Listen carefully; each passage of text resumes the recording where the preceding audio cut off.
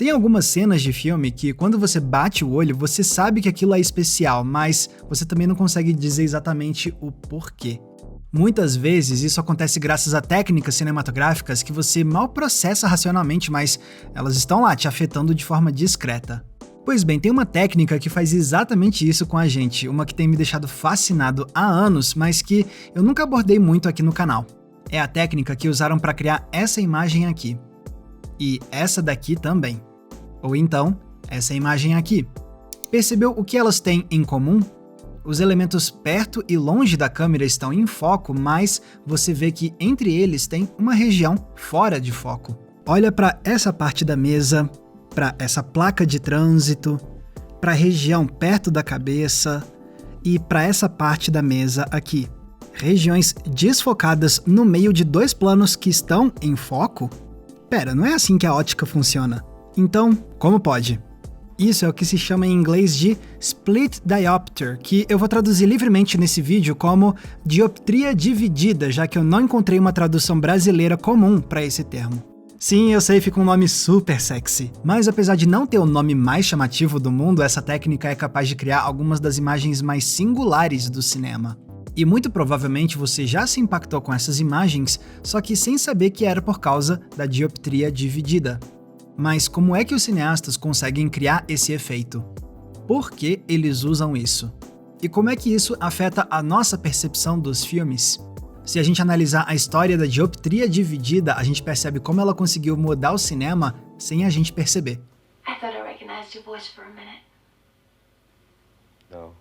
Quando você vai fotografar uma cena, existem diferentes formas de você trabalhar o foco da câmera. Você pode, por exemplo, manter o elemento mais perto da lente em foco e o fundo deixar desfocado. Ou então você pode fazer o inverso disso.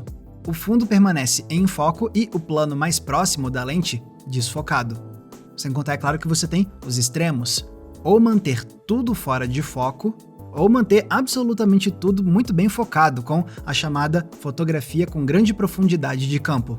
Todas essas são formas de usar a lente da câmera para simular a forma como o nosso olho pode enxergar a realidade. Mas e se você quisesse fazer algo que não se encaixa em nenhuma das alternativas acima?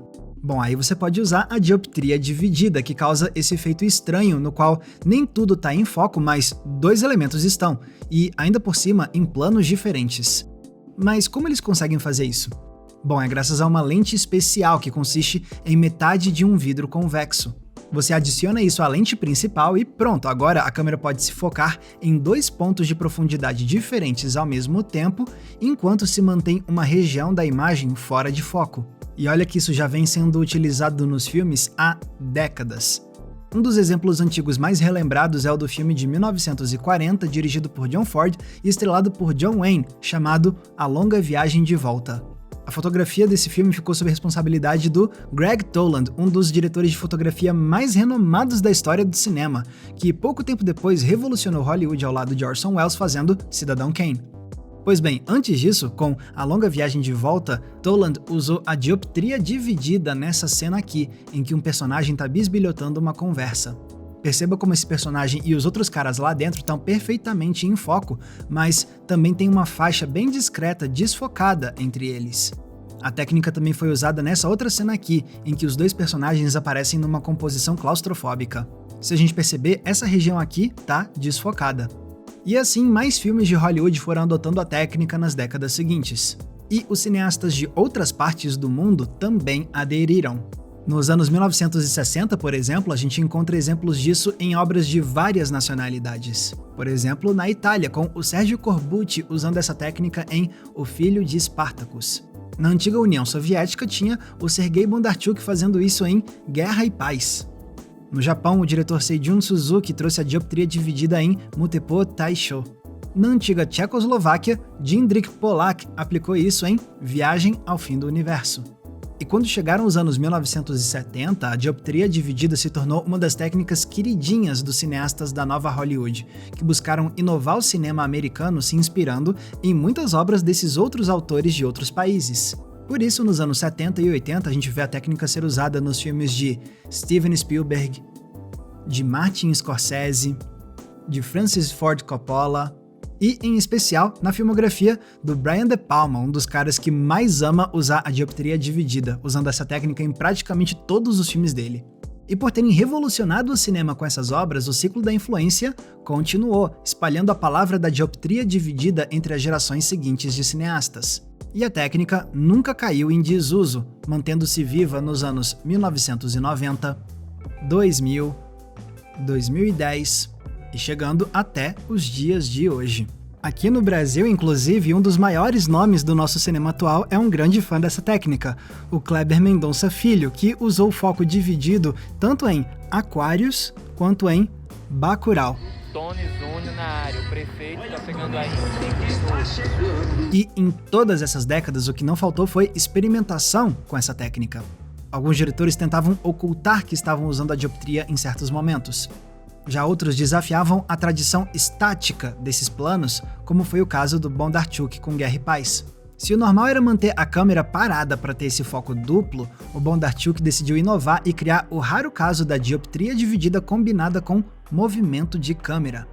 Já outras produções usaram a dioptria dividida mesmo sem ter câmeras físicas de verdade. É o caso de Toy Story 4. Como apontou o canal The Nerdwriter num excelente vídeo sobre esse filme, aqui eles recriaram no digital várias técnicas de câmera reais, incluindo a técnica da dioptria dividida, que você percebe com o desfoque na bochecha da Gabby Gabby nessa cena aqui. Sticks. That makes you a very important toy. Beleza, mas afinal, por que os cineastas gostam de usar a dioptria dividida? Bom, pode ser por motivos de praticidade. Por exemplo, lembra da fotografia com grande profundidade de campo? Ela pode ser uma técnica que cria imagens incríveis, mas ela tem uma limitação. Para conseguir deixar a cena inteira em foco desse jeito, o diafragma da câmera precisa estar muito fechado, o que escurece a imagem. Então, para compensar, no set você precisa ter uma iluminação bem mais forte, caso você queira alcançar o efeito desejado. Mas vai que o cineasta não tem condições de ter toda essa iluminação. O que fazer? Uma solução pode ser a lente de dioptria dividida. Ela não precisa de mais luz, e com ela você consegue fazer algo muito próximo da grande profundidade de campo, trazendo a ilusão de que quase tudo na cena está em foco. Sim, é verdade que parte da imagem ainda vai estar desfocada, mas existem formas de você dar uma escondida nisso, por exemplo, disfarçando a parte desfocada com uma região mais escura do quadro. Só que os meus exemplos favoritos de dioptria dividida não são necessariamente esses. Não, eu gosto mais é quando os cineastas assumem essa técnica pelo que ela é mesmo, sem tentar esconder a parte desfocada da imagem, porque isso abre um leque enorme de possibilidades narrativas. Por exemplo, dá para usar isso para traduzir a ideia de atenção dividida. Foi o que o Spielberg fez nessa cena de Tubarão. Aqui o Brody tá de olho nos banhistas com medo de um ataque de tubarão, mas aí vem esse cara e começa a puxar outro assunto com ele. Agora o Brody precisa prestar atenção em duas coisas ao mesmo tempo e, por isso, o foco dividido é perfeito para esse instante. Mas nem sempre é o personagem do filme que tá com a atenção dividida. Às vezes, o filme quer indicar que é você quem precisa ficar de olho em duas coisas. Um dos meus exemplos favoritos disso tá em Todos os Homens do Presidente, numa cena que eu já analisei em outro vídeo aqui no canal alguns anos atrás, mas que eu trago outra vez agora. Nela, o Woodward tá em primeiro plano conduzindo uma entrevista crucial por telefone, mas lá no fundo também tem essa galera em foco. A princípio parece uma escolha estranha, só que mais pra frente a gente entende por que o diretor Alan J. Pakula fez isso. É que chega um ponto em que a entrevista fica muito mais tensa, e quando o Woodward tá tentando se concentrar o máximo possível, acontece isso. Why would you do that? I raise a lot of money. I'm Midwest Finance Chairman. Agora a gente entende por que esse pessoal tava em foco. Era porque o Pakula já estava indicando que esses personagens teriam um papel importante na cena. A barulheira deles atrapalha a audição do Woodward a ponto de colocar o entendimento dele dessa entrevista tão importante em risco, o que aumenta a tensão do momento ainda mais. Mr. McGregor. Mr. Dahlberg. I'm sorry, thank you very much. Outra possibilidade é usar a dioptria dividida para ressaltar a ideia da separação. Se for uma separação literalmente física, com personagens se esgueirando ou se escondendo, o desfocado ajuda a criar um ar adicional de mistério ou de intriga. Ou então pode ser uma separação mais simbólica. Em Carrie, a Estranha, o De Palma usa a técnica nessa cena aqui para traduzir a alienação da protagonista, ressaltando como o cara bonitão e popular parece existir numa realidade diferente da tímida e excluída Carrie. Mas tem outra razão que faz essa técnica ser tão popular entre cineastas, que é a natureza inerentemente estranha dessas imagens. Agora há pouco eu falei sobre como o cinema sempre explorou o foco para emular os diferentes jeitos como os nossos olhos enxergam o mundo ao nosso redor, não é? Pois essa é uma das maiores graças da dioptria dividida. Ela cria imagens que os nossos olhos não conseguem enxergar naturalmente na vida real. E esse estranhamento traz diferentes possibilidades. Dá para explorar isso e criar um senso de encantamento para a imagem, algo que só poderia acontecer em sonhos mesmo. Ou você pode ir na direção oposta ao do sonho, a do pesadelo, porque esse foco dividido também pode ser muito inquietante, traduzindo a claustrofobia, a desorientação, o estupor, o medo do que não se vê. Não é à toa que filmes de terror e de suspense adoram usar essa técnica há tantos e tantos anos. E quando a gente enxerga a dioptria dividida por esse prisma da estranheza, a gente percebe que, por mais que ela lembre a grande profundidade de campo, ela também meio que vai na contramão estilística da grande profundidade de campo. E agora eu retomo outro vídeo passado daqui do canal, sobre o uso que Cidadão Kane fez da profundidade de campo. Nesse vídeo eu falo como o crítico e teórico francês André Bazin acreditava que essa encenação em profundidade de campo trazia um aspecto realista para o filme, justamente por não fragmentar nem direcionar o nosso olhar com close-ups ou com zooms. Ao manter o quadro aberto, deixando o plano ser longo e mantendo tudo em foco, o filme deixa a gente olhar para onde a gente quiser, mais ou menos como acontece na vida real.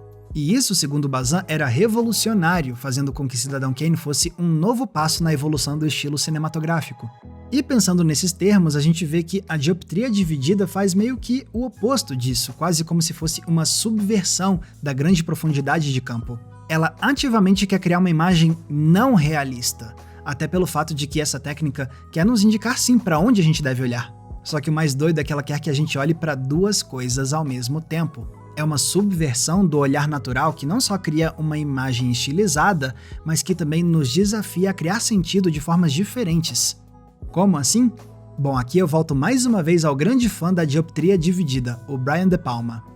Numa entrevista, ele revelou que o apreço dele por essa técnica veio da experiência que ele teve fazendo filmes mais experimentais com o quadro dividido, mostrando duas cenas diferentes de forma simultânea, um tipo de imagem que desafia o espectador. The thing about split screen is the audience has a chance to sort of put two images together simultaneously and something happens in their head. You're giving them a juxtaposition as opposed to this. E foi essa ideia que ele quis levar adiante com os filmes seguintes dele. And then I went on with the split diopter idea from those split screens, and I thought, well, how can I do this in a regular movie? You're putting something very big in the foreground, juxtaposing it against some other piece of information in the background. E isso faz muito sentido. Quando um filme nos convida a ver uma imagem como essa, com uma simultaneidade de foco impossível de acontecer fora do cinema, ele está desafiando o realismo do nosso olhar para que a gente construa sentido a partir de novas perspectivas que só o cinema pode possibilitar. Could I please, Mr. Dahlberg? Yes. Kenneth Dahlberg? Yes. Deu para ver então que eu não estava exagerando quando eu disse que eu sou fascinado pela dioptria dividida, não é? Olha como é rica a história dessa técnica. Olha como ela ajudou a moldar vários dos melhores filmes já feitos. Olha como ela nos permite extrair leituras novas dessas obras. E ela fez isso ao longo de décadas, com extrema discrição, a ponto de muitos de nós nem notarem o uso dela. Mas lá estava a dioptria dividida, sempre desafiando o nosso olhar. Beleza, é verdade que com esse vídeo aqui, o mais provável é que a partir de agora você nunca mais consiga desver essa técnica. Mas vale a pena nunca mais deixar a dioptria dividida passar despercebida, se for para a gente apreciar ainda mais o porquê dessas imagens serem tão únicas e tão cativantes. Galera, muito obrigado por terem conferido o episódio de hoje. E lembrando, se vocês querem ajudar a manter o Entre Planos no ar, vocês têm algumas opções. A primeira delas é o botão de valeu demais, que tá aqui embaixo, porque ele é tipo uma gorjeta que você deixa pra gente nesse vídeo específico. Mas se quiser ajudar a gente mensalmente, você pode entrar na nossa comunidade de apoiadores do Entreplanos, e aí você vai ganhar acesso a conteúdos e eventos exclusivos que eu preparo pra esse pessoal. Tem recomendação de filme toda semana no inbox do seu e-mail, tem lives exclusivas, tem grupo fechado e também o nosso Cineclube Entreplanos pra gente debater um filme por mês via videoconferência. Você confere os detalhes da nossa campanha clicando no link que tá aqui embaixo na descrição. E lembrando que se quiserem me acompanhar nas redes sociais é muito fácil, basta vocês me procurarem usando os nomes que estão aparecendo aqui embaixo de mim. Mais uma vez, muito obrigado pela audiência, um abraço e até a próxima sessão.